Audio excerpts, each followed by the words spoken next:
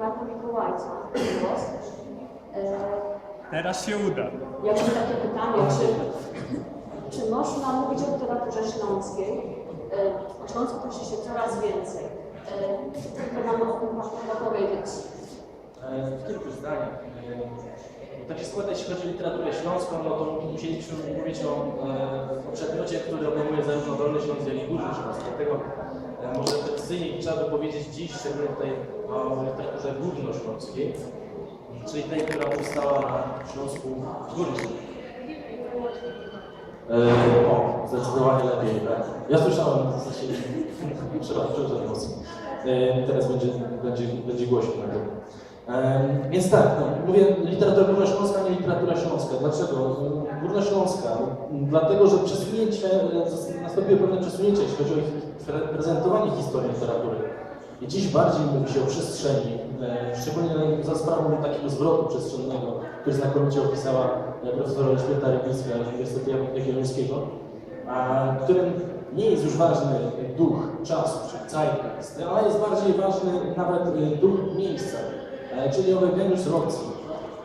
I w tym przypadku, korzystając z takiego konstruktu, byśmy powiedzieli, toposu miejsca, omijamy wszelkie te mielizny, które pchają nas w stronę polityki, które znowu ogniskowałyby naszą uwagę na tym, czy jest to napisane w języku niemieckim, w języku polskim, czy w języku czeskim, czy nawet w lokalnej gwarze laskiej, prawda, jak poezji Andrzeja Sobolskiego.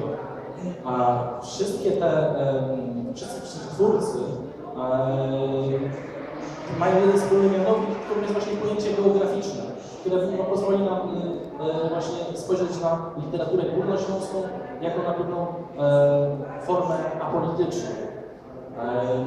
Nie ukrywam, że tutaj głównym jakby myślicielem tego typu idei otwartego Śląska, który jest znowu już takim pomysłem komparatystycznym w ramach literatury porównawczej, jest nieobecny tutaj Zbigniew Kadłub, którego uważam za takiego chyba największego, byśmy dziś powiedzieli, śląskiego humanistę i teoretyka jednocześnie, myślenia o miejscu, przestrzeni, a przede wszystkim o literaturze, przez którą poznajemy świat.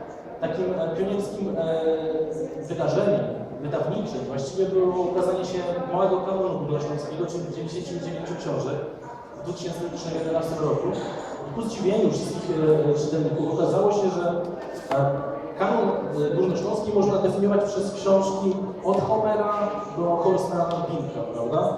Sięgając po teksty z kultur zupełnie luźno, albo wcale nie związanych z tym, co my mamy w głowie, myśląc Śląsk.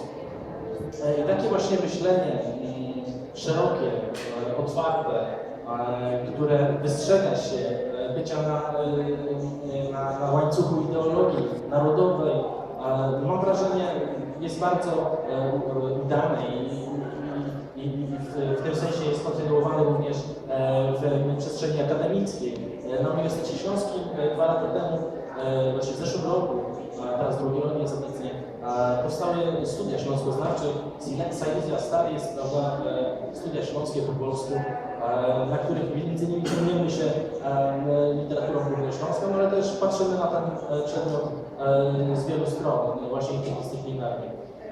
Mam wrażenie, że literatura górnośląska, pisana po niemiecku, pisana, to zwykle chodzi o literaturę niemieckojęzyczną, najczęściej późnych wnuków, przesiedleńców z terenów należących do Rzeszy i do Niemiec później. Sprawia, że mamy do czynienia z zupełnie jakąś taką jakością, gdzie wszystkie te kultury i języki się ze sobą na różnych prawach spotykają. Tak samo jeśli patrzymy na literaturę polską, byśmy powiedzieli, ale z dialogami śląskimi, jak ta, którą pisze Szczepan Twardoch, którą pisał Gustaw Łorczyk, którą pisał zamieszkały w Warszawie, a zmarł w tym roku Rudolf Płaczok, czy również mieszkaniec stolicy Kazimierz Kurz. Również mamy do czynienia z jednej strony z tym takim toposem właśnie elegijnym, czyli pisaniem o przeszłości pełnej żalu i smutku, ale znowu mamy takie ujęcie dzięki któremu możemy otworzyć się i wyjść ponad ten żal i patrzeć z podniesioną głową w przyszłość. Na zakończenie, podobno organizatorzy wyznaczyli jakieś wnioski, które powinniśmy wyciągnąć z każdego takiego, z każdej krótkiej eksperckiej wypowiedzi.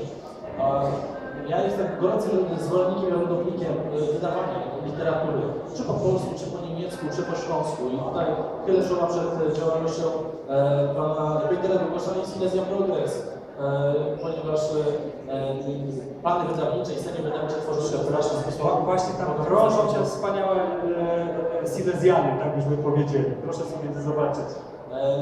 Właśnie wpisują się niejako w to, co próbuję tutaj w tych naprawdę skrótowym ujęciu powiedzieć. Także, czy istnieje literatura górnośląska? Od wieków, powiedzmy tak, Anselm z Canterbury dowodził, że Bóg istnieje jedynie poprzez samo istnienie słowa Bóg, prawda? Oczywiście literatura górnośląska nie ma takiej mocy sprawczej, nie jest dowodem ontologicznym, który na podobnych prawach nie mógł funkcjonować, ale to tak naprawdę od nas zależy, od naszej aktywności obywatelskiej. Pięknie, jak Państwu dziękuję. Również dziękujemy.